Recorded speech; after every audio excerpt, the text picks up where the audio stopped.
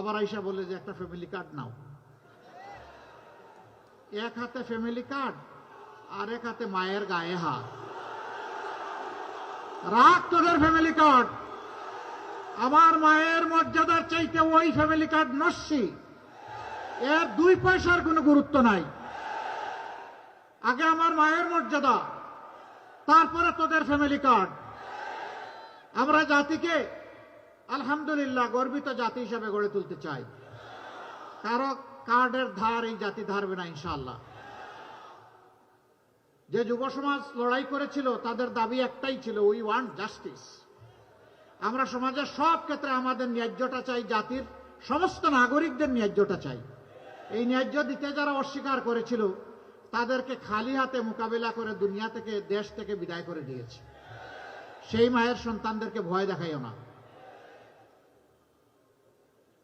আমাদের মায়েদের গায়ে আগুন হাত দিচ্ছ, আগুন জ্বলে উঠবে, আগুন। এই আগুন কেউ নিভাতে পারবে না। অপবাদ দিয়ে আমাদেরকে ঠেকাতে পারবে না। ভয় ভীতি দেখি আমাদের গতি স্তব্ধ করতে পারবে না। আলটিমেট মঞ্জিলে না যাওয়া পর্যন্ত ইনশাআল্লাহ আমরা থামবো না। আমাদের মঞ্জিল হচ্ছে ন্যায় ইনসাফের ভিত্তিতে, আল্লাহর দেওয়া বিধানের ভিত্তিতে এই বাংলাদেশকে একটি ইনসাফ ভিত্তিক দেশ হিসেবে গড়ে তোলা। এই যুব সমাজ কারো কাছে গিয়ে ভিক্ষা চায় নাই, দাবি জানায় নাই আমাদেরকে বেকার ভাতা দিবা কিনা।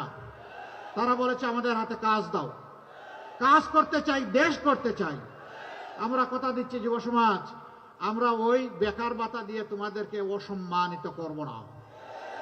তোমাদেরকে শিক্ষা প্রশিক্ষণ দিয়ে তোমাদের হাতকে কারিগর, দেশ গড়ার কারিগর হিসেবে গড়ে তুলবো ইনশাআল্লাহ। এরপরে বলবো তোমার কাজটা তুমি নাও, আমার দেশটা আমাকে গড়ে দাও।